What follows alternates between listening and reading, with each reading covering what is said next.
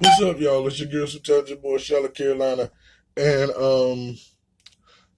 I'm here with Busy. we never got to finish the part two of was Satan a good guy? And y'all heard the part one. We had a great discussion. So let's start off with the video, and then we can end in with the commentary this time. Wait, ooh.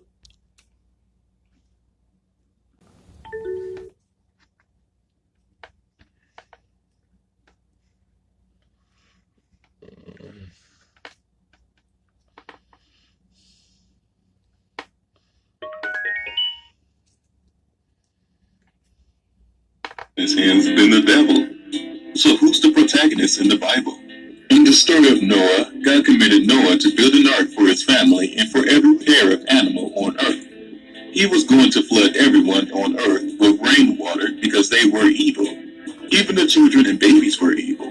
The children were probably throwing temper tantrums, and the babies were probably keeping their parents up during the night with constant crying. No matter what they were doing, they deserved to die in God's eyes. So God killed them by drowning them, but I'm pretty sure an omnipotent being could have found a different way to rid the world from evil. If he could magically allow all of the living species on the ark to breathe in a thin atmosphere, magically keep them all well fed for 40 days and 40 nights, and magically restore the plant life on earth after the flood, I'm very sure he could magically rid the world of evil people in a less severe way. In this next example, God witnessed Israelites worshiping Baal and sexual immorality with Moabite women. So God killed 24,000 of them with a plague.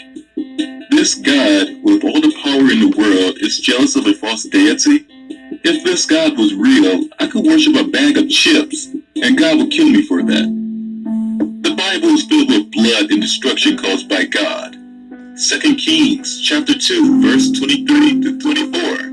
God made bears maul 42 kids for mocking a guy's bald head.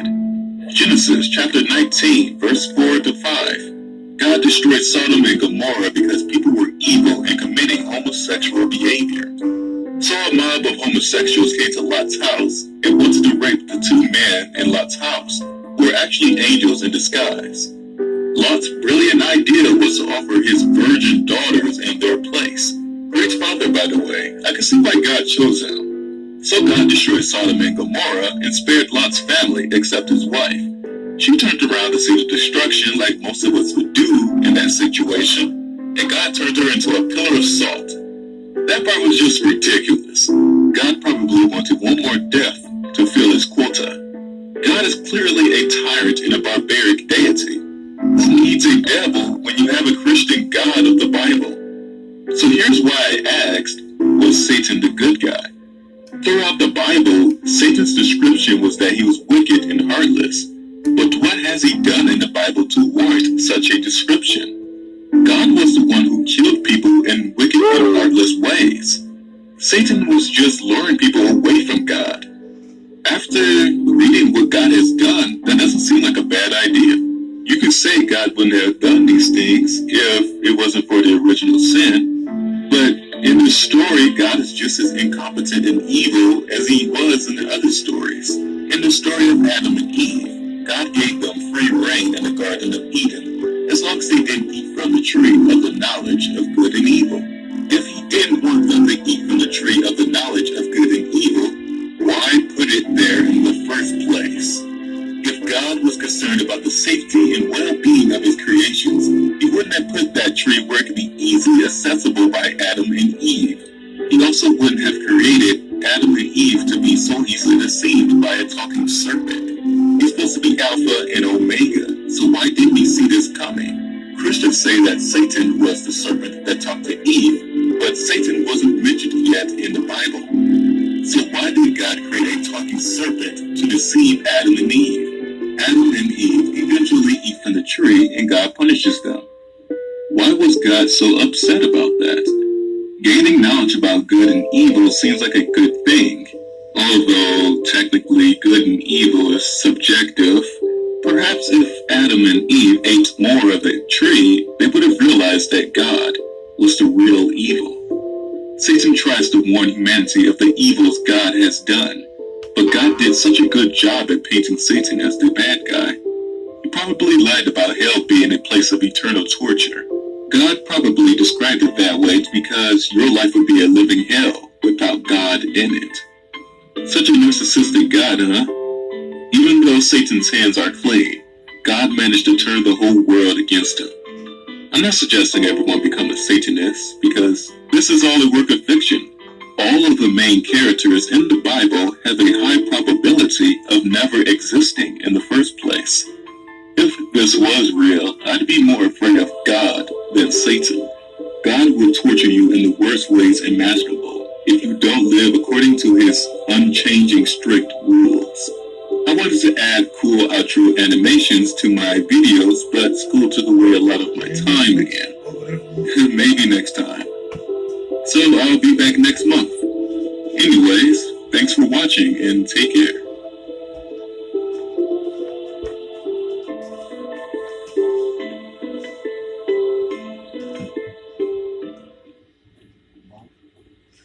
Just the big one, not the skinny one. So yeah,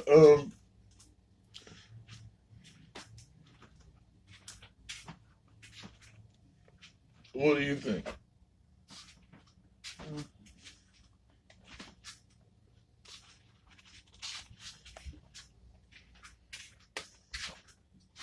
I don't know. I hear what he's saying. I gotta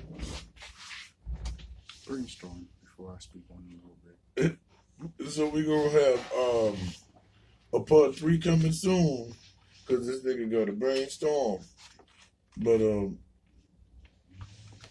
I would just like to say a few pieces before we move on to the next part of this video.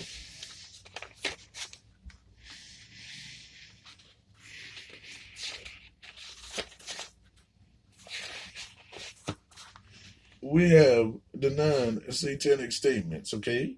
1, Satan represents indulgence instead of abstinence. Satan represents vital existence instead of spiritual pipe dreams. Satan represents undefiled wisdom instead of hypocritical self-deceit. Satan represents kindness to those who observe it instead of love to unwasted on ingrates.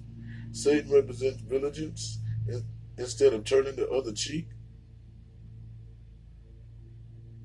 Vengeance, excuse me, y'all. Satan represents responsibility to the responsible instead of the concern to psychic vampires.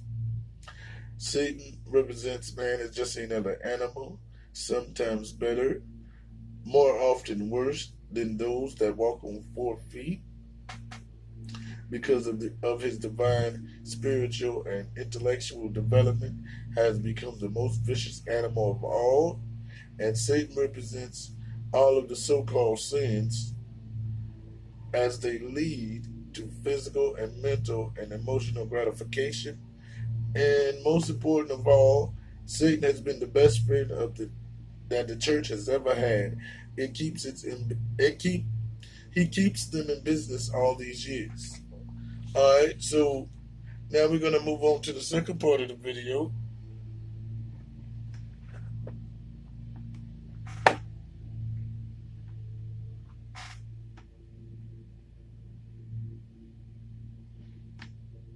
Atheism. But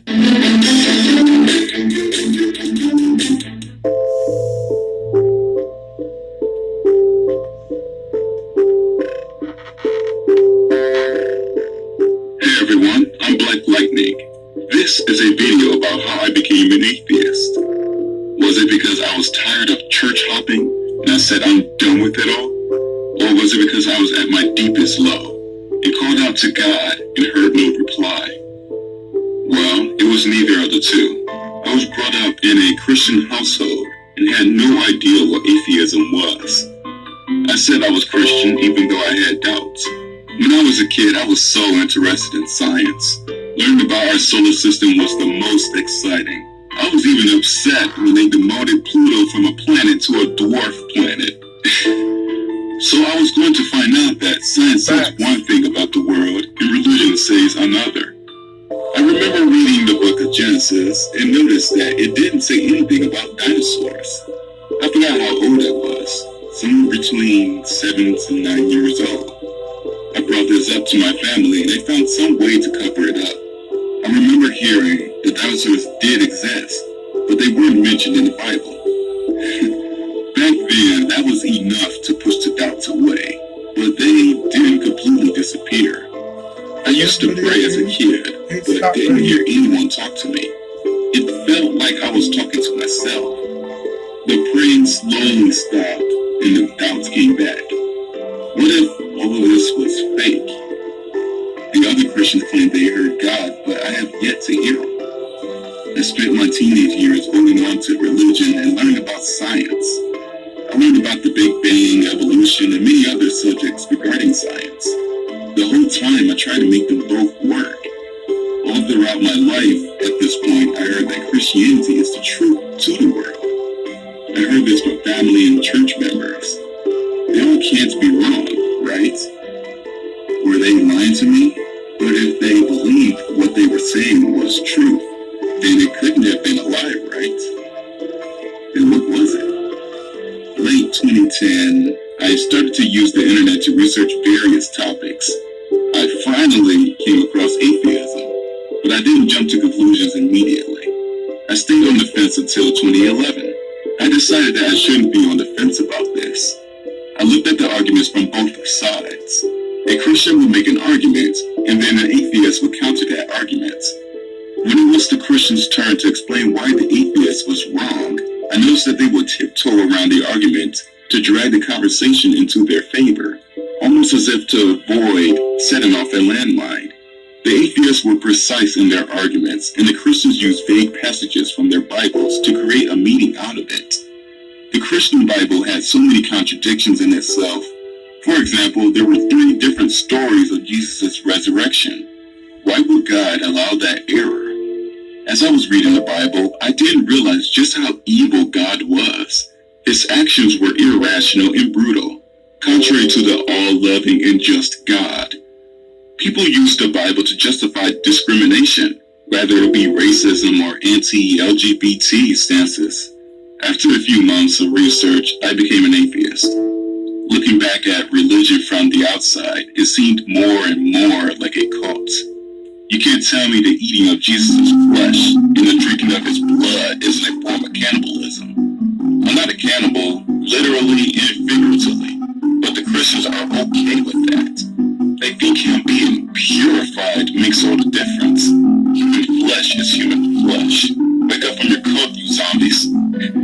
After I became an atheist in 2011, I waited until 2012 to start telling my family members. I wanted to make sure I was mentally prepared to handle any debate that would definitely occur. I don't know if everyone experienced this, but when you're in a debate with someone and they start barraging you with quote-unquote facts. For example, what about this? What about that? Or did you hear about this? And you start to shut down because you were caught off guard. You're just sitting there thinking, whoa, I didn't research that. If you're not able to snap out of that, then that gives them confirmation of victory. Then they will start to think that you have no idea what you're talking about. Satan done messed you up. Me becoming an atheist was most likely inevitable. I like to question things, and I was always an advocate of science. No one mentioned atheism to me. I took it upon myself to finally settle things with religion. Having so many doubts about a stance that I had wasn't good. As of now, my full stance on religion is agnostic atheist. I heard many religious people ask atheists, what would you do if God suddenly appeared before you? My answer to this question is, I wouldn't be agnostic anymore. In this hypothetical question, God is real, but I will still be an atheist. A God that supposedly gave us free will and individuality will understand why I wouldn't want to worship him. The thought of worshiping an entity or anyone seems rather barbaric. An all-knowing God would realize that not everyone will find worshiping a God for an eternity appealing. This God will also know that one way of life shouldn't be forced on everyone. Saying that God will only have one way of life is limiting him. This omniscient being should be able to make a compromise. But most religious people will argue otherwise. You're lying to yourself if you think you can worship someone for an eternity. That would drive me insane. Once again, my schedule was very tight because of college. So all I was able to make was 2 videos. All right. So what I say is the reason why. Okay, check this out. People that go on the right side, and we all know what side that is, are conformists. And then the people on the left-hand side are supposed to not be. But once there's more than 3 people doing the same thing, you're all conforming. And your boy, Aton, was saying how satanic people ain't conforming, but he used to be a Christian. So basically, if you don't want to be a conformist, you have to be atheist, but a certain type, because even they're conforming once there's more than 3 of them. Okay, everybody have a happy day, and I'll be back with another video, because I think somebody done shot somebody. Lord Jesus. It's your girl, sometimes your boy, Charlotte Carolina, and I'm here with Busy. and we out this bitch hole.